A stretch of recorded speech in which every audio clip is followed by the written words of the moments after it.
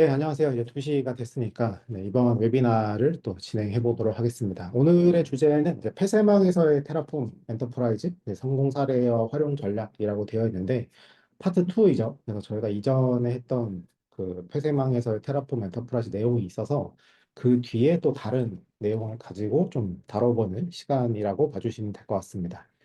오늘의 이제 아젠다를 살펴보면, 당연히 이제 테라폼 아직 모르시는 분도 계실 수 있으니까 간단하게 이제 테라폼에 대해서 설명을 해드리고, 그리고 이제 사례로 보는 테라폼 엔터프라이즈의 이제 파트 2가 되는 거죠. 그래서 이게 폐쇄망에서 쓰는 테라폼 엔터프라이즈를 어떤 방식으로 또 활용을 할 수 있을까에 대해서 좀 설명을 드리고요.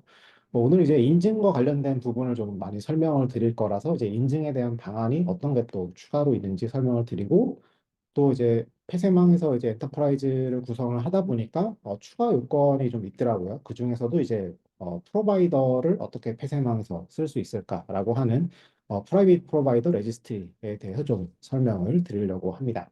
그리고 마지막으로는 여기에 대한 주로 나오는 질문들에 대해서 좀 정리를 해서 알려드리는 시간이 되겠습니다. 네, 다시 인사드리면 안녕하세요. 저는 하시코프의 솔루션 엔지니어로 있는 이규석이고요. 오늘 옆에 자리해 주신 민다이 프로님이 있습니다. 네, 안녕하세요. 음, 저는 디딤 기술에서 솔루션 엔지니어로 업무를 하고 있는 원다윗이라고 합니다. 주로 맡고 있는 솔루션은 하시코프의 테라폼이랑 볼트의 바운더리 정도 맡아서 하고 있고요. 네, 오늘 잘 부탁드립니다. 네, 그래서 이번 케이스는 옆에 계시는 이제 다이 프로님이 실제 이제 구축하고 고객사에 가서 이제 핸들링을 했던 사례이기 때문에 오늘 그 사례를 가지고 제가 오늘 이제 웨비나를 같이 좀 준비해 봤으면 좋겠다라고 해서 또 준비해 주셨으니까 거기에 대해서 잘 들어주셨으면 합니다. 다음은 이제 테라폼에 대한 이제 간단한 설명을 드릴 텐데요. 아마 예전에도 이 관련된 부분은 보셨을 것 같아요. 그래서 테라폼을 가지고 대체 무엇을 하는가, 그리고 이제 테라폼을 쓰시는 분들은 어떤 단계에 따라서 이 테라폼을 또 고도화하는가, 이런 것들을 이제 고민해 보실 수 있죠. 그래서 예를 들면 맨 왼쪽에 있는 이제 인프라스트럭처에 대한 부분을 우리가 코드로 관리를 할 거야라고 하는 게 이제 인프라스트럭처에 대한 요 코딩에 대한 부분이 되겠죠. 근데 이렇게만 시작을 하는 것도 있지만 실제 이런 단계별로 우리가 코드로 관리를 하니까 협업을 할 때는 어떻게 해야 되지? 또 모니터링은 어떻게 할 거지? 뭐 이런 이벤트에 대한 부분은 어떻게 할 거지? 이런 식으로 이제 점차적으로 이런 단계들이 발전해 나간다라고 봐주시면 될 것 같고요. 오늘 다루는 내용은 자, 일단 첫 번째로는 이제 인증에 대한 부분을 어떻게 처리할 것인가에 대해서 좀 살펴보려고 합니다. 그리고 두 번째로는 이 조직 간에 그러니까 예를 들면 이제 엔터프라이즈가 설치되어 있는 이 구성 요소 안에서 어떻게 우리가 프라이빗에 대한 프로바이더들을 또 관리할 수 있을까에 대한 부분이 하나가 있고요. 마지막으로는 결국 이제 내부 인프라, 그러니까 폐쇄망이라고 저희가 강조를 하고 있는 이런 환경에서 어떻게 우리가 이런 테라폼을 활용할 수 있을까에 대해서 설명을 드리려고 합니다.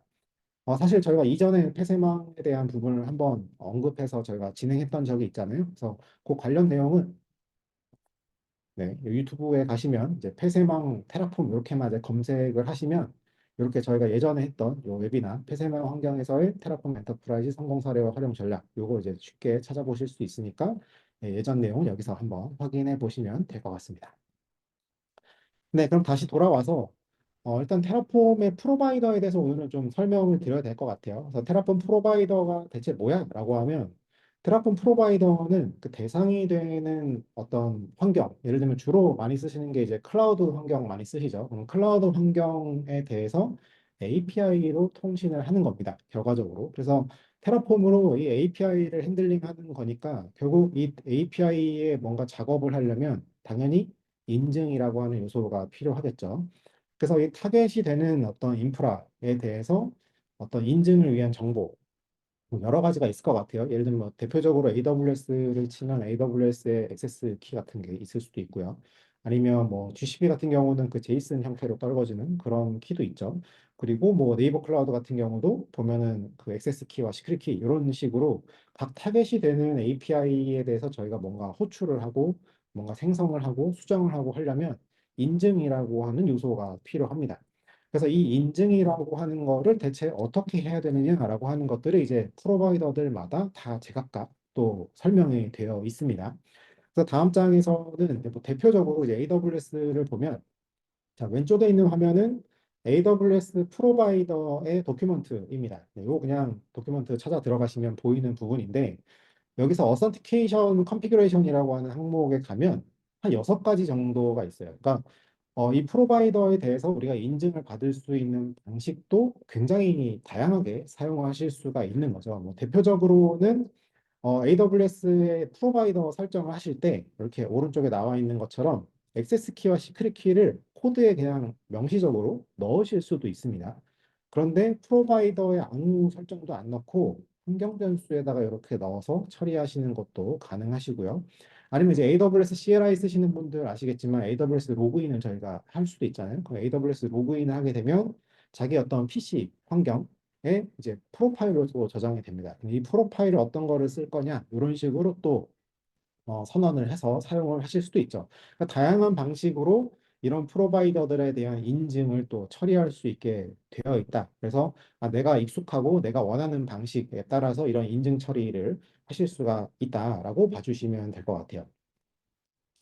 그리고 이제 AWS만 보는 게 아니라 저희 이제 테라폼으로 할 수 있는 게 워낙 많다 보니 각각의 이제 그 CSP, 뭐 클라우드 벤더마다 다 자기들의 그 프로바이더를 쓰려면 어떤 식으로 인증을 받아야 되는가에 대해서 이렇게 다 여러 가지 형태로 나열을 해놨습니다. 그래서 애저도 보시면 한 6가지 정도 있고요. 오라클 클라우드도 한 5가지 정도 있고 네이버 클라우드는 환경 변수를 지원하기 때문에 환경 변수 아니면 프로바이더에다가 이제 설정하는 방식 이런 식으로 이제 처리를 하고 있죠. 이게 꼭 클라우드만이 아니더라도 뭐 예를 들면 뭐 데이터독이라던가 아니면 뭐 키클락 같은 이런 서비스들도 다 제각각의 인증 방식이 있기 때문에 각각의 어떤 인증 방식에 따라서 테라폼 내에서 설정을 하시면 거기에 대해서 이제 인증 처리를 할 수 있습니다. 근데 문제는 이제 인증 처리가 있네. 그리고 뭐 프로바이더가 결국은 API니까 이 인증은 이런 방식들을 쓸 수 있구나.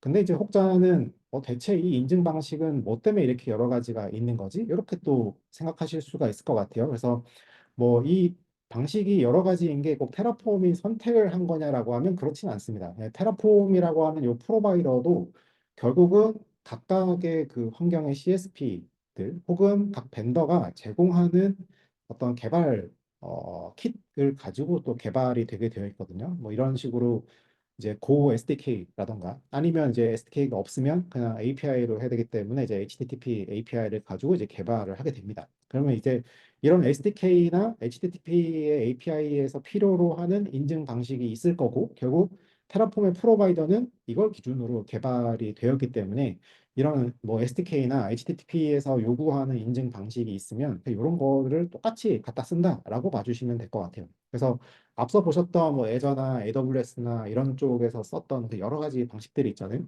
요거를 아마 이제 고 SDK에 가서도 인증 어떻게 받지? 이렇게 찾아보시면 똑같은 방식으로 받습니다. 거기도 한 6가지 정도 이렇게 나와서 어떻게 인증받는다 이런 로직들이 있으니까 이런 방식들을 결국은 테라폼 프로바이더에 적용이 되는 방식은 동일하다. 이렇게 봐주시면 될 것 같아요. 자, 그래서 이제 프로바이더에서 인증에 대해서 설명을 드렸는데, 자, 인증 얘기를 쭉 한 거는 결과적으로는 오늘 제가 소개해 드리려고 하는 이 엔터프라이즈에서 인증을 대체 어떻게 처리했냐에 대해서 좀 설명을 드리려고 앞서 이제 프로바이더들이 어떤 인증을 받는구나라고 하는 걸로 좀 설명을 드렸습니다. 자, 일단 본격적으로 이제 다이프로님께서 이제 실제 적용하셨던 고객사의 요구사항들을 좀 살펴보고 어떤 식으로 또 처리했는지에 대해서 좀 알아보는 시간을 갖도록 하겠습니다. 일단 다음에는 네, 일단 이제 다이프로님께서 준비해 주신 내용이고 이제 요구사항부터 한번 설명을 해주시면 좋을 것 같네요. 네, 알겠습니다. 네, 일단은 이번 사례에서 고객께서 저희에게 이제 요구사항으로 내주셨던 거는 크게 3가지가 있었는데요. 하나로는 쿠버네티스 환경에서 테라폼을 구축을 했어야 됐고, 또 폐쇄망 환경에서 구축해야 됐고, 테라폼을 사용하는 목적으로는 멀티클라우드에 서버를 배포하기 위해서 사용하고 싶다고 요청을 해주셨습니다. 이 3가지 요구사항을 들었을 때 가장 많이 고민했었던 부분은 쿠버네티스였던 것 같은데요. 고객사의 환경적인 요인도 있었고 세세한 추가적인 요구사항도 있어가지고 테라폼 에이전트를 좀 별도로 구축을 해야 되는 챌린지가 하나 생겨버립니다. 그래서 이 에이전트를 어떻게 구축해야 좀 나이스하게 구축을 할 수 있을까에 대한 고민을 좀 많이 했었던 것 같아요. 그래서 좀 이것저것 좀 고민해본 결과 테라폼 오퍼레이터를 사용하게 되었습니다. 음, 네. 뭐 테라폼 오퍼레이터에 대해서 좀 간단하게 설명을 드리면은 쿠버네티스 환경에서 테라폼 엔터프라이즈 리소스를 관리하기 위한 도구라고 생각을 하시면 될 것 같고요. 네, 그림을 준비해 봤는데 그림 보시면은 쿠버네티스 안에 이제 테라폼 오퍼레이터가 동작을 하고 있고 이제 테라폼 엔터프라이즈로 이제 리소스를 관리하고 있는 모습을 확인할 수가 있죠. 근데 그림은 이제 이번 사례에 대한 그림인 거고 사실은 테라폼 엔터프라이즈가 쿠버네티스 밖에 있어도 가능하고요. 뭐 테라폼 클라우드에도 테라폼 오퍼레이터를 사용을 해서 리소스를 관리할 수 있다는 점도 참고하시면 좋을 것 같습니다. 음, 네, 그래서 이 테라폼 오퍼레이터가 관리할 수 있는 리소스는 뭐 에이전트 풀, 모듈, 프로젝트, 워크스페이스 이렇게 총 4개를 관리할 수 있는데요. 제가 이 테라폼 오퍼레이터를 사용을 해서 에이전트 풀을 관리한 이유로는 뭐 첫 번째로 그 에이전트를 배포를 하려면은 실제로 서버 하나를 이제 구성을 해야 되고 서버에 에이전트를 설치를 해야 되고 뭐 엔터프라이즈와 이제 설정을 이제 싱크를 또 맞춰줘야 되는 작업이 있는데 이 복잡한 과정을 테라폼 오퍼레이터를 사용을 하면 좀 간단하게 구현을 할 수가 있거든요. 그리고 또 오토 스케일링이 가능하다는 장점이 있어가지고 오퍼레이터를 사용을 해서 배포를 하게 되었습니다. 음. 사실 좀 부연 설명을 드리면 에이전트를 아마 모르시는 분도 계실 것 같아요. 일단 테라폼이라고 하는 엔터프라이즈는 이제 서버로 동작을 하게 되어 있고 저희 이 테라폼 엔터프라이즈에다가 나 이번에 뭘 프로비저닝 하고 싶어라고 하면 이 테라폼 엔터프라이즈가 이 테라폼 에이전트라고 하는 거를 이제 포크를 하면서 이제 각각 별도의 프로세스로 이제 프로비저닝이 발생합니다. 약간 서버 단위에서 동작을 하는 거다 보니까 이제 별도의 이제 에이전트가 필요한 상황이 생기는데 쿠버네티스를 이제 에이전트 풀로 만드는 거죠. 그래서 쿠버네티스에다가 테라폼이 실행하는 어떤 에이전트라고 하는 자원들을 띄울 수 있게 이제 해주기 위해서 이제 오퍼레이터라고 하는 걸 통해서 구성을 하게 되는 거고요. 이렇게 구성이 되면 테라폼 엔터프라이즈는 엔터프라이즈가 설치된 그 환경, 예를 들면 지금은 한 통 안에 있는 것처럼 보이지만 저 테라폼 엔터프라이즈가 바깥에 별도 VM으로 있어도 상관은 없거든요. 근데 이제 테라폼 엔터프라이즈가 설치된 VM이 예를 들어서 좀 자원이 작다거나 예를 들면 뭐 투코어에 뭐 4기가밖에 안 되는 되게 작은 환경이어서 엔터프라이즈 하나만 돌아갈 정도야라고 만약에 가정을 한다면 테라폼의 프로비저닝을 실제 실행하는 그 프로세스는 이제 다른 데에 떠줘야 될 거잖아요. 그래서 이제 그러기 위해서 이제 에이전트라고 하는 거를 바깥에다가 배치를 할 수 있는 이런 로직이 이제 있다. 이렇게 봐주시면 될 것 같고, 그게 이제 방금 다이프로님이 말씀해 주신 것처럼 오퍼레이터라고 하는, 그러니까 쿠버네티스상의 오퍼레이터라고 하는 걸 사용하게 되면 테라폼 엔터프라이즈와의 연동도 어느 정도 좀 자동화해서 처리를 할 수 있고, 이제 스케일링에 대한 부분, 그러니까 저 에이전트도 저희가 프로비저닝을 한두 개 할 게 아니고 예를 들면 여러 사람들이 엔터프라이즈에 붙어가지고 프로비저닝을 뭐 AWS도 할 수 있고 뭐 애저도 할 수 있고 여러 개의 또 CSP들을 프로비저닝 한다라고 하면 저 에이전트가 여러 개가 또 떠야 되잖아요. 그럴 때는 되게 동적으로 저 에이전트가 이제 늘어났다가 줄어들었다 할 수 있다라고 하는 그런 이제 장점이 있다. 이렇게 좀 정리해서 설명을 드릴 수 있을 것 같습니다. 다음 준비해 주셨던 게 아마 워크플로우에 대한 것 같아요. 이게 구축하셨던 내용에 대한 설명이죠? 아, 네, 음, 맞습니다. 저희가 뭐 처음 이제 고객사에게 요구사항을 듣고 예상을 해서 테라폼 엔터프라이즈의 환경과 워크플로우를 좀 간단하게 구성을 했었는데요. 그거에 대한 그림을 가져온 건데 보시면은 쿠버네티스 안에 이제 엔터프라이즈와 에이전트 풀이 배포가 되어 있고 NFS 서버를 가지고 이제 중요한 데이터를 백업을 해놓는 거죠. 그리고 각 CSP와의 이제 프라이빗 커넥션과 프라이빗 엔드포인트라고 제가 작성을 해놨는데 프라이빗 커넥션이란 함은 간단하게 설명드리면 뭐 AWS의 프라이빗 링크라던가 혹은 VPN 혹은 뭐 애저의 익스프레스 라우트 같은 CSP의 서비스를 사용을 해서 온프레미스와 연결되어 있는 그거를 이제 프라이빗 커넥션이라고 명칭을 지었고요. 음, 이 부분에 대해서는 고객분께서 이미 환경을 구성을 해주셨어요. 그래서 제가 좀 중요하게 봤어야 됐던 거는 이제 프라이빗 엔드포인트였습니다.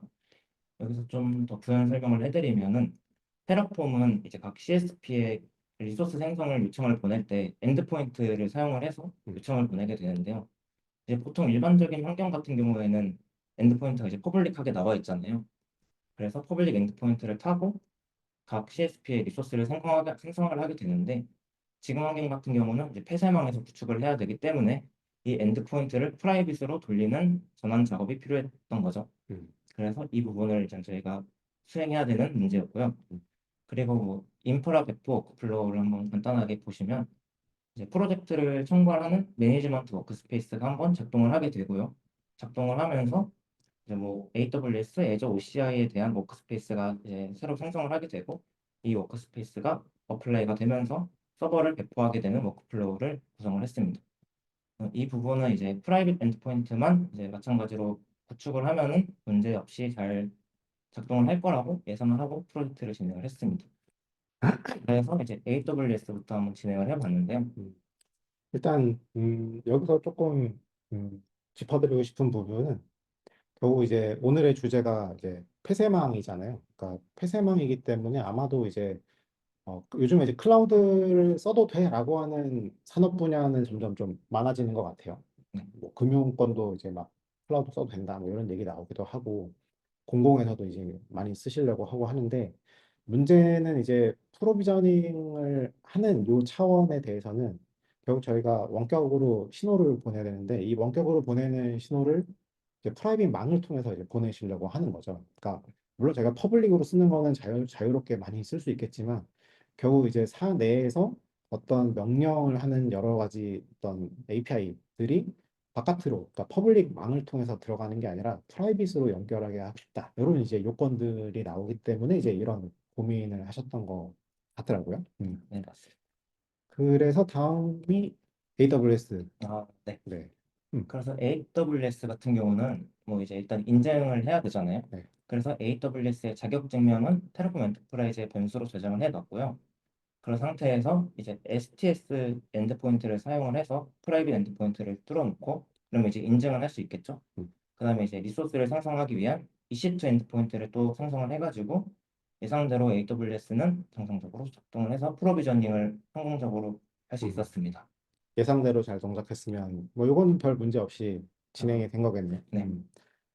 여기 지금 표현해 주신 거에 보면 밑에 이제 베리어블이라고 이렇게 캡처가 되어 있는데 테라폼 엔터프라이즈에 보면 뭐 아시는 분은 아시겠지만 이제 자체적으로 암호화하는 저장소가 있습니다. 그래서 보통은 이렇게 밑에 있는 것처럼 AWS 액세스 키나 이제 시크릿 키 같은 거 이제 저장하실 때 시크릿 키 같은 경우는 이제 보이면 안 되겠죠. 그래서 이런 것들은 이제 테라폼 내에서 이제 암호화를 해서 저장할 수 있게끔 이렇게 되어 있고 요거를 이제 활용을 하시면 테라폼 엔터프라이즈에서 이제 자격증명에 대한 정보, 예를 들면 뭐 이런 키 정보를 가지고 있게 되는 거고, 이제 프로비저닝을 할 때 에이전트가 이 값을 가져다가 이제 쓸 수 있게 해주는 이런 방식으로 이제 구조화가 되겠죠.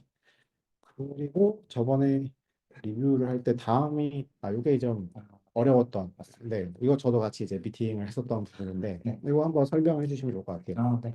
그래서 뭐 애저 같은 경우도 이제 나머지 CSP도 뭐 같은 방식으로 하면 잘 되겠다 해서 그냥 바로 진행을 했었는데 제가 확인을 해보니까 애저 같은 경우에는 로그인 엔드포인트를 프라이빗으로 전환을 시킬 수가 없더라고요. 음, 그래서 지금 이 아키텍처적으로 이제 진행을 하면은 무조건 퍼블릭 엔드포인트를 경유를 해야 되는 문제가 발생을 해버린 거죠. 음, 네.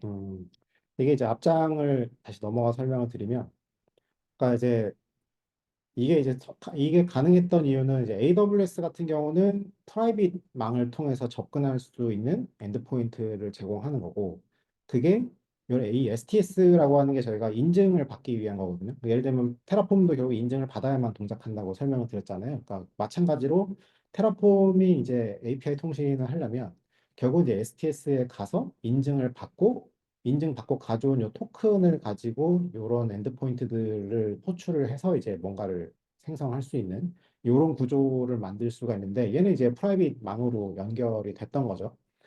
근데 요 미팅 때 이제 저도 같이 참석을 하긴 했지만 이게 이제 애저에 관련된 이제 SA분이 말씀해 주시기를 애저의 로그인 엔드포인트는 무조건 퍼블릭만 오픈이 되어 있다고 하더라고요. 그러니까 결과적으로 사내망에서 좀 안전하게 프라이빗 망을 통해서 로그인을 시도를 해야 되는데 이 로그인 시도는 무조건 바깥으로 나가게 되니까 결과적으로 프라이빗 망을 쓸 수 없다라고 하는 게 이제 결론이 나와버렸던 거죠. 그래서 사실 이때까지만 해도 이제 방법이 없을 것만 같았거든요. 예, 이거 어떻게 하지? 뭐 고객은 이제 프라이빗 써야 된다고 하고 뭐 테라폼만 퍼블릭을 또 태우기에는 또 보안 규약을 또 어긋나게 돼버리니까 이것 때문에 좀 이슈가 있었던 거죠. 그래서 그래도 그때 당시에 다행히도 이제 안을 제안해 주신 게 요 내용인 것 같아요. 아, 맞죠? 네, 맞습니다. 요것도 한번 설명해 주시면 좋을 것 같아요. 네.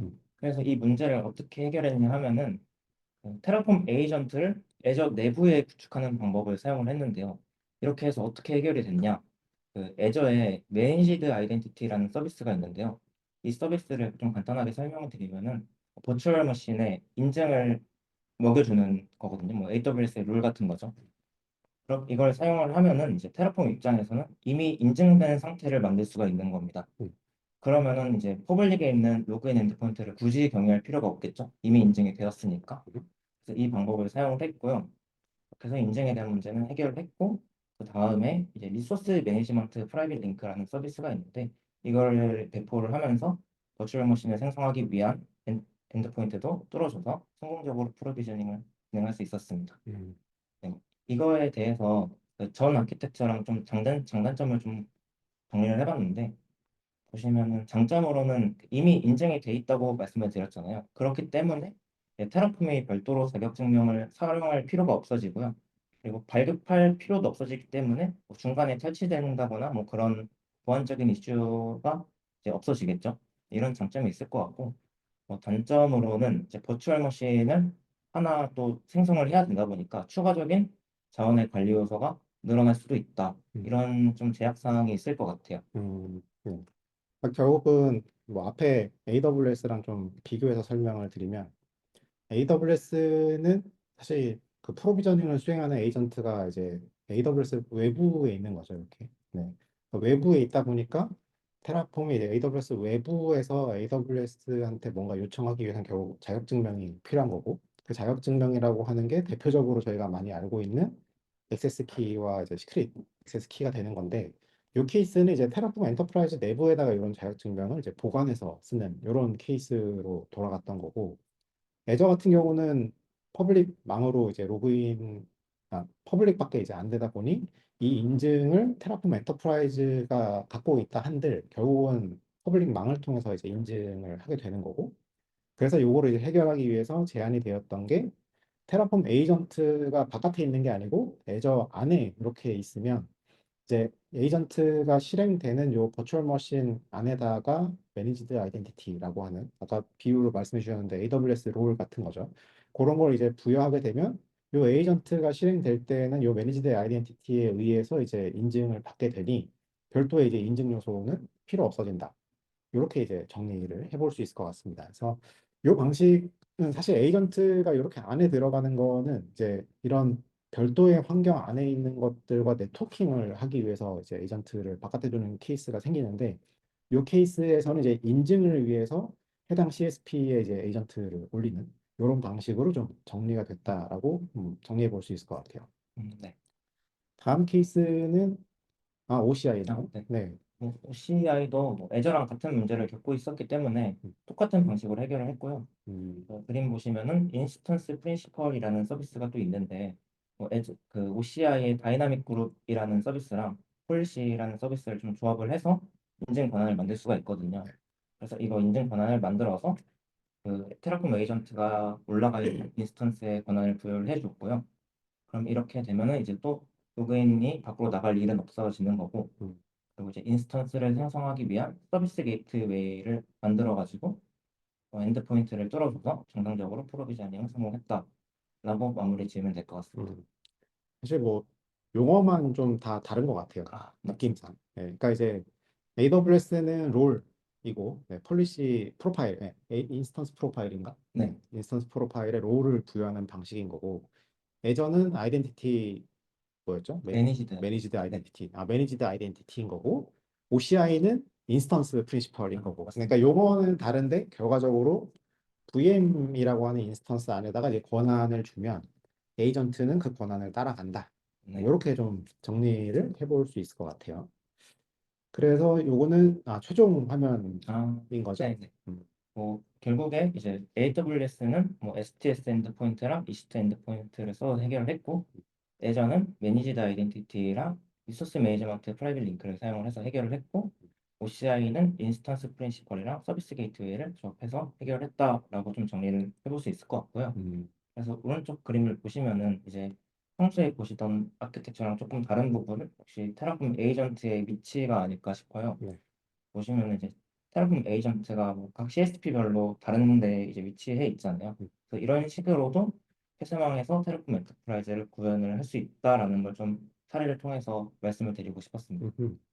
좋습니다. 어찌됐건 뭐 여기는 이제 멀티 클라우드를 좀 지향하는 이제 고객사였던 것 같고, 그래서 이제 이쪽에서는 이제 멀티 이 CSP가 클라우드들을 이제 어떤 식으로 관리할까, 여기에 대한 이제 고민이 있었던 거고, 자격증명은 또 어떻게 하지? 그리고 자격증명을 하는 데 있어서는 무조건 프라이빗을 써야 되는 이런 상황에서 이제 지금과 같은 이런 안들을 또 참고해 보실 수 있을 것 같습니다. 음. 네, 여기까지는 이제 다이프로님이 실제 이제 구축을 하면서 이런 식으로 이제 마무리가 됐다. 이 정도 봐주실 수 있을 것 같고요. 이제 인증에 대한 부분을 설명해 주신다고 했기 때문에 이제 저 같은 경우는 이제 추가적인 다른 인증 방안은 없는? 예, 지금처럼 이제 꼭 뭐 이런 어떤 자격증명을 둬야만 하는가? 아니면 이렇게 VM을 하나 만들어서 이제 특정 역할을 부여해 가지고 에이전트를 싣는 이런 방식만 있는가? 만 아니고, 네, 이거 말고도 또 다른 방안이 있어서 여기에 대해서 좀 추가 설명을 드리도록 하겠습니다. 네, 일단 첫 번째로는 아직 뭐 많이 알고 계시지는 않은 것 같아요. 그러니까 다이나믹 프로바이더 크리덴셜이라고 해서 이걸 이제 띄어쓰기가 두 개가 들어가 있긴 한데, 이제 굳이 이거를 정리를 하자면 다이나믹 프로바이더 크리덴셜인 거죠. 그러니까 프로바이더의 크리덴셜을 뭔가 다이나믹하게 뭐 생성한다, 가져온다, 뭐 이런 식의 걸로 해석해 볼 수 있을 것 같고요. 테라폼 엔터프라이즈나 혹은 이제 테라폼 클라우드, 지금 이제 HCP 테라폼으로 이름이 좀 바뀌긴 했지만, 얘네들은 이제 별도의 고유 도메인을 갖잖아요. 그리고 별도의 인증서도 갖고 있기 때문에 이 자체를 저희가 이제 플랫폼으로 볼 수가 있습니다. 그럼 이제 테라폼이라고 하는 플랫폼을 대상 CSP에 뭔가 인증받은 대상으로 등록을 시킬 수 있거든요. 그럼 여기에서 저희가 이제 OIDC를 활용해 볼 수가 있는 거죠. 그래서 이제 그림에서 보시는 것처럼 테라폼에 대한 아이덴티티 토큰을 이 대상인 뭐 AWS나 애저나 GCP에다가 등록을 이제 하는 겁니다. 아, 얘는 신뢰할 수 있는 녀석이야. 이 OIDC 엔드포인트는 이렇게 이제 인증을 해주시면 결과적으로 이제 테라폼에서 프로비저닝을 할 때 이 각각의 이제 OIDC에 대한 이제 변수들을 써서 이제 로그인이라고 하긴 좀 뭐하고 인증을 받는 거죠. 그래서 기존에는 저희가 뭔가 다 발급을 따로 해주고 뭐 이런 프로비저닝을 위한 뭐 키 같은 거 다 만들어줘야 되고 이렇게 했다면 단순히 그냥 롤만 부여하고 이 롤에 대해서 이 특정 OIDC는 쓸 수 있어 이렇게만 이제 정리를 해주시면 그러면 별도 막 키 발급이니 뭐 이런 것들 하지 않고도 이제 프로비저닝을 이제 하실 수 있다라고 하는 건데, 요거는 약간 제약이 있는 게 제 왼쪽에 있는 것처럼 지원하는 게 뭐 그렇게 많지는 않습니다. 예를 들면 뭐 AWS라든가 애저나 GCP 그리고 볼트, 쿠버네티스 이런 수준에서 이제 지원이 되게 되어 있기 때문에 약간 이제 OIDC에 대한 연동 부분은 조금 제약이 있습니다. 그래서 대신에 이제 쓸 수 있는 방법은 이제 볼트랑 엮어버리는 거죠. 네, 볼트는 다 아시다시피 하시코프에서 이제 만든 이제 시크릿 매니지먼트니까 이 시크릿이라고 하는 대상에 이제 클라우드나 혹은 대상 이제 프로바이더의 뭐 CSP나 이런 뭐 환경들에 대한 자격 증명을 보관할 수 있는 이런 관리를 해주는 게 이제 볼트의 역할이라고 봐주시면 될 것 같고, 이 볼트에다가는 뭐 특정 뭐 엔진을 가지고 설정을 하실 수도 있고 아니면 뭐 키밸류에 넣으실 수도 있고 여러 가지 방식으로 이제 관리를 하실 수 있다 보니 다양한 여러 가지 포인트들에 대한 관리가 또 통합으로 가능하다라고 하는 것도 있고요. 예를 들면 뭐 알리클라우드나 혹은 뭐 텐센트나 뭐 이런 부분들도 이제 다이나믹 같은 걸 또 지원하고 있기 때문에 이런 어떤 연계에 대한 부분을 또 고민하신다면 이제 볼트를 활용해 보시는 것도 괜찮을 것 같네요. 네, 추가적으로 이제 인증 방안에 대한 두 가지를 설명을 드렸고요. 그리고 또 한 가지는 약간 보너스 같은 건데, 프라이빗 프로바이더 레지스트리라고 있습니다. 보통 뭐 저도 사실 예전에는 나가서 이제 프라이빗 레지스트리를 얘기할 때는 모듈 레지스트리는 되게 많이 말씀을 드렸던 것 같아요. 근데 모듈에 대한 레지스트리만 있는 게 아니라 프로바이더 레지스트리도 있습니다. 네, 그래서 거기에 대해서 이제 다이프로님이 최근에 이제 지원하신 부분이 있어서 이제 거기에 대해 좀 업데이트를 드리면 저희가 이제 주제 자체가 폐쇄망이니까 폐쇄망에서 테라폼을 어떻게 잘 쓸 수 있을까에 대해서 좀 활용을 해볼 수 있을 것 같아서 준비를 했고요. 테라폼 프로바이더 레지스트리는 결국 용도가 이제 인터넷이 좀 단절된 환경이나 혹은 테라폼의 프로바이더에 접근할 수 없는 환경에서 테라폼 엔터프라이즈를 이제 서버로 쓰는 거죠. 레지스트리 서버로. 그렇게 이제 활용할 수 있는 게 이제 테라폼의 프로바이더 레지스트리라고 보시면 될 것 같고, 이게 기존에 이제 번들이라고 하는 게 있어요.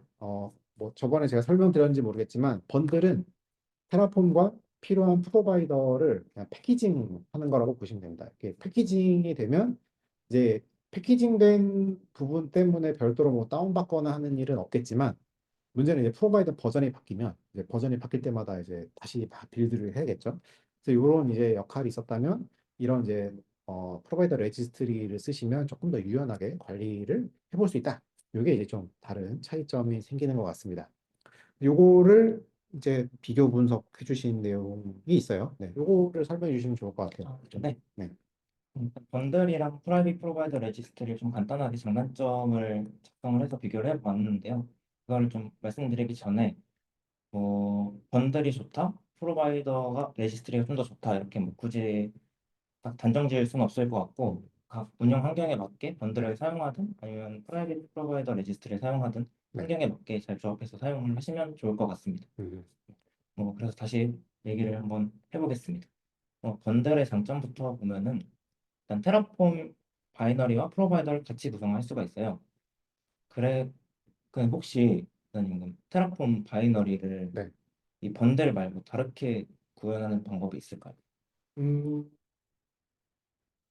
아니요, 그렇진 않아요. 네, 그러니까 폐쇄망에서는 그러니까 로직을 좀 설명을 드리면 테라폼 엔터프라이즈가 구성이 되어 있어도 결국 저희가 테라폼으로 뭔가 프로비저닝을 할 거야라고 하면 그때마다 테라폼 바이너리를 다운받게 되어 있거든요. 네, 그래서 번들은 네, 꼭 필요합니다. 네, 그래서 번들을 가지고 해야 되는 거는 결국 테라폼으로 쓸 버전은 음, 무조건 번들링을 해야 되는 거죠. 그러면은 사실상 번들은 폐쇄망에서 활용을 하려면 필수라고 네, 보면은 네, 되겠네요. 필수적으로 필요합니다. 음, 네, 근데 지금 얘기하는 거는 이제 번들을 사용해서 프로바이더의 관리를 얘기를 하는 거니까 네, 그거를 그럼 장단점을 이어서 네, 얘기를 네, 해보겠습니다. 아무튼 다시 돌아와서 이제 여러 프로바이더를 한 번에 구성할 수 있기 때문에 구성하는데 시간도 좀 단축을 할 수가 있고 관리도 이제 파일 하나로만 관리를 하면 되기 때문에 좀 관리하기가 쉽다라는 장점이 있을 것 같아요. 그리고 번들의 단점으로 한번 가보면은 아까 말씀해 주셨던 것처럼 프로바이더의 버전을 확인을 할 수가 없다는 단점이 있고요. 근데 이 부분 같은 경우는 그래서 테라폼 좀 운영자 혹은 뭐 담당자분들이 미리 프로바이더들의 버전을 좀 명시를 해서 네. 실제 사용자들한테 뭐 배포를 해주던가 공지를 하던가 하면 좀 좋을 것 같다고 생각이 듭니다. 그러면 뭐 앱 배포하는 것처럼 뭐 이번 번들은 네, 프로바이더 무슨 버전, 무슨 버전, 무슨 버전 뭐 이렇게 네, 들어가 네. 있습니다. 이걸 이제 공지해야 되는 거죠? 그러면 사용은 할 수가 있으니까 네. 그 글을 음, 그런 식으로 좀 활용을 할 수가 있을 것 같긴 하네요. 네. 네. 그래서 다시 다음 단점으로 넘어가 가면은 뭐 테라폼 번들 같은 경우는 엔터프라이즈에 파일을 직접 올릴 수가 없게 돼 있어요. 네. 그래서 파일을 올리기 위한 뭐 엔진엑스라던가 깃허브의 릴리즈라던가 이런 별도의 공간이 필요합니다. 음, 네, 이런 또 제약 사항이 있을 것 같고 그리고 마지막으로 번들을 만들려면은 뭐 고랭이라던가 테라폼 번들이라는 패키지가 또 따로 있거든요. 음, 이 패키지를 활용을 해야 되기 때문에 등록 과정이 좀 번거롭다라는 또 제약 사항이 있을 것 같습니다. 음, 네, 아무튼 이런 내용을 좀 전달드리고 싶었고 다시 이제 프라이빗 프로바이더 레지스트리로 넘어가서 장점부터 보면은 그러니까 번들과는 다르게 UI에서 버전을 확인을 할 수가 있어요. 음, 그리고 또 뭐 삭제라든가 이런 관리도 할 수가 있거든요. 그래서 뭔가 좀 사용할 때 유저 친화적이다라는 걸 좀 느낄 수 있었습니다. 그리고 등록 과정이 API로 이루어져 있거든요. 그래서 프로바이더 파일만 있으면은 어디서든지 이제 테라폼 엔터프라이즈에 이 프로바이더를 업로드할 수가 있는 거죠. 음, 물론 이제 테라폼 엔터프라이즈의 토큰, 그쵸, 인증 정보는 필요하겠지만 네. 네, 음, 그래서 업로드를 할 수가 있다는 장점이 또 있을 것 같고요. 방금 말씀드린 장점이랑 좀 이어지는 내용인데 API로 이루어져 있기 때문에 이 프로바이더 업로드 또한 자동화를 할 수가 있습니다. 음, 그래서 테라폼 코드를 사용해서 프로바이더를 자동으로 등록을 할 수가 있다. 이런 좀 장점이 있을 것 같습니다. 음, 그리고 단점으로는 하시코프에서 공식으로 인증받은 프로바이더가 아니면은 별도의 GPG 키가 또 필요하다는 제약사항이 있을 것 같네요.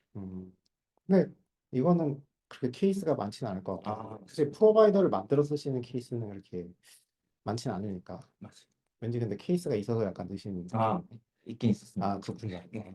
프로바이더 또 별도 만들어 쓰시는 케이스도 있군요. 아무튼. 그리고 뭐 다른 사람이 별도로 맞는 거를 필요로 해서 가져다 쓰는 경우도 있는데 네.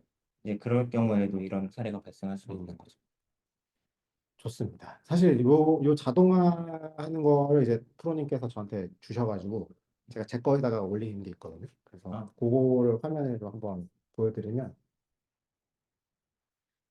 지금 보시는 화면은 뭐 작아서 좀 안 보이실려나? 네. 보시는 화면은 그 테라폼 이제 클라우드 버전이긴 한데 사실 뭐 구조는 똑같으니까 이 레지스트리에 딱 들어가면 원래 이렇게 모듈이 처음에 나오죠. 어, 로그인에 끊겼을 수도 있겠네요. 어, 안 끊겨서 안 되겠어요. 네. 자, 모듈에 들어가면 이제 원래 모듈만 이렇게 막 등록해서 내가 이제 우리 회사에서 표준화된 어떤 모듈 쓰세요. 막 이런 식으로 이제 공개하는 케이스가 있는데 여기 프로바이더라고 하는 탭도 있어요. 이게 사실 잘 안 보이잖아요. 네. 이게 저도 이번에 하면서 알았는데 자, 프로바이더 탭이 있고 여기 보면 이렇게 프로바이더를 또 따로 등록을 할 수가 있습니다. 네. 이렇게 할 수가 있고 그리고 이걸 이제 클릭해서 확인을 해보면 여기에 음, 이렇게 버전을 여러 개 이렇게 둘 수가 있어요. 그러니까 이 얘기인즉슨 우리가 원하는 프로바이더의 버전을 여러 개 등록할 수 있게끔 이제 구조화를 시킬 수 있다라는 거고, 이거 되게 특이한 게 유즈 프로바이더를 딱 클릭을 하면 이렇게 나와요. 네. 그래서 지금 보시는 것처럼 원래 이 AWS 프로바이더는 하시코프 슬래시 AWS로 되어 있잖아요. 이 릴리즈가 그렇게 되기 때문에. 근데 이제 별도의 예를 들면 테라폼 엔터프라이즈에다가 한다라고 하면 테라폼 엔터프라이즈는 별도 URL을 가져갈 거잖아요. 그러면 엔터프라이즈에 적용을 하면 앞에 보시는 요 URL도 바뀌더라고요. 그 엔터프라이즈 URL로. 그러니까 이 얘기인 즉슨 테라폼 엔터프라이즈가 사내에 설치가 되어 있으면 요 소스를 사내 URL로 바꿀 수 있는 거죠. 그렇게 하면 오픈 소스 테라폼을 가지고 이제 개발하시는 분들도 굳이 이제 외부 연결이 안 되는데 이걸 막 힘들게 막 받아가지고 바이너리 막 복사하고 이렇게 하실 필요 없이 이 테라폼 엔터프라이즈 자체를 프로바이더를 제공하는 저장소로 쓰실 수가 있는 거고 요거를 가지고 그냥 개발을 하실 수 있다. 이렇게 이제 봐주시면 될 것 같아요. 그래서 이런 식으로 이제 별도 소스가 생성이 된다. 그리고 버전도 여러 개 관리할 수 있고 지금 보셨던 것처럼 이제 버전 여러 개 이렇게 관리할 수 있는 거 이런 것도 이제 확인하실 수 있는 거죠. 네, 그래서 돌아와 보면 이렇게 그림으로는 좀 표현할 수 있을 것 같아요. 그래서 결국 이제 레지스트리라고 하는 거가 모듈만 있는 게 아니고 프로바이더도 있다. 네, 프로바이더도 있으니까 원하는 프로바이더가 있으면 아까 설명해 주셨던 이제 번들 같은 경우는 이 프로바이더를 다 그냥 하나의 패키지로 묶어버리는 건데 번들은 테라폼 버전만 관리를 하는 거고 쓰고 싶은 프로바이더가 있으면 이 프로바이더 저장소에다가 이제 등록을 해놓고 이제 여러 프로바이더 버전도 있으니까 원하는 프로바이더 버전을 가지고 이제 개발을 하시면 되는 거고 오른쪽에 보시는 것처럼 이렇게 별도로 이제 저희가 엔드포인트 소스가 저장된 저장소가 따로 생기는 거니까 그거는 꼭 엔터프라이즈에서만 쓸 게 아니고 이제 오픈소스 가지고 개발하시는 분들도 요 링크 가지고 이제 개발을 해보실 수 있다. 이렇게 좀 정리를 해볼 수가 있을 것 같아요. 네, 그러면 마지막으로 이제 주로 질문하시는 요 관련해서 질문하시는 거 좀 정리하고 마무리를 좀 짓도록 해보겠습니다. 첫 번째는 뭐 여전히 계속 물어보시더라고요. 대체 그래서 어떻게 이 가격 측정되는 거야? 이렇게 물어보시길래 다시 한번 설명을 드리면 HCP 테라폼, 예전에는 테라폼 클라우드였죠. 네, 요거는 리소스의 개수 단위로 이제 가격 책정을 한다. 이렇게 알아보시면 될 것 같고, 테라폼 엔터프라이즈는 워크스페이스 개수로 관리를 한다라고 이제 되어 있기 때문에, 이제 뭐 둘 중에서 뭐 원하시는 게 있으면 거기에 대해서 현재 우리가 쓰고 있는 이런 리소스가 뭐 얼마인지, 아니면 뭐 워크스페이스가 몇 개인지 이런 것들을 미리 파악해 놓으시면 저희한테 이제 비용에 대한 부분을 물어보시거나 할 때 좀 유용하게 확인해 볼 수 있을 것 같다라고 볼 수가 있을 것 같고요. 자, 다음으로 넘어가면 이제 엔터프라이즈를 구성할 수 있는 환경. 이제 아까 다윗 프로님 같은 경우는 쿠버네티스에다가 이제 설치를 하셨는데, 요건 이제 고객의 요구사항 따라 좀 다르죠. 뭐 쿠버네티스도 있지만 지금 보시는 리스트처럼 그러니까 일반 VM에 뭐 리눅스 깔려 있으면 도커만 깔려 있어도 됩니다. 그냥 도커 깔려 있으면 이제 다 컨테이너로 되어 있기 때문에 도커에도 그냥 올라가게끔 되어 있고, 만약에 레드 리눅스, 렐이죠, 렐. 렐 쓰고 계시면 렐에는 파드맨이 있죠. 그래서 파드맨 가지고도 띄울 수가 있습니다. 그래서 도커나 파드맨은 이제 단일 이제 컨테이너로 뜨게 되어 있는 이런 구조로 되어 있고요. 하시코프에 노마드도 있죠. 노마드가 오케스트레이션 역할을 하는데, 노마드에서도 이런 테라폼을 운영할 수 있는 오케스트레이션 환경을 만들어주고, 쿠버네티스 이미 이제 소개드렸으니까 당연히 이제 쿠버네티스에서 실행할 수 있고요. 오픈시프트도 지원을 합니다. 그래서 레드에서 오픈시프트에다가도 테라폼 엔터프라이즈 띄워놓고 관리하시고 하는 것도 가능하시기 때문에, 이런 5가지 환경만 준비되면 이제 엔터프라이즈 쉽게 운영하실 수 있다. 이렇게 봐주시면 될 것 같아요. 그리고 이제 다음 부분은 이제 아까 저희가 아키텍처를 쭉 잡으면서 이제 테라폼 에이전트가 VM에 올라간다라고 이제 설명을 해주셨잖아요.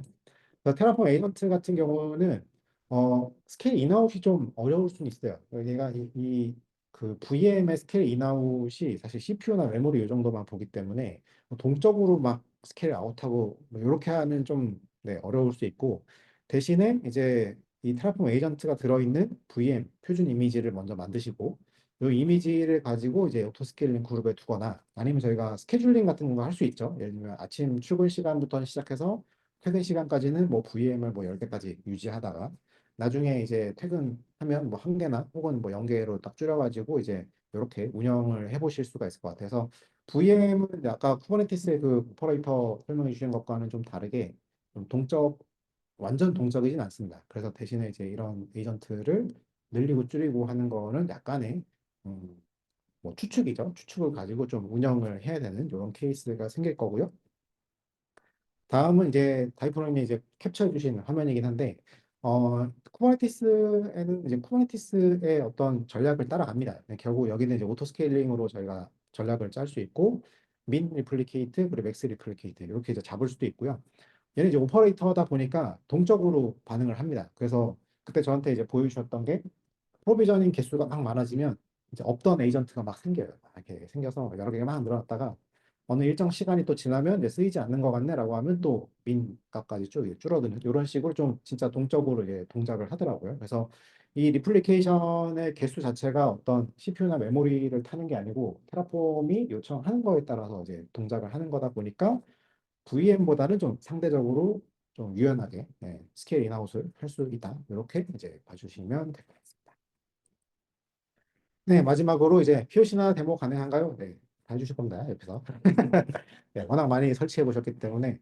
테라폼의 엔터프라이즈 가지고 이제 오프라인, 네, 단절된 폐쇄망 환경에서 테라폼을 좀 쓰고 싶은데 이 환경에 대한 구축이 좀 필요하다거나, 혹은 좀 자동화에 대한 부분을 어떻게 할지 이런 고민이 좀 필요하시다면, 네, 저희나 혹은 이제 디딤테크로 연락을 주시면 언제든지 뭐 POC나 데모가 가능하시고요.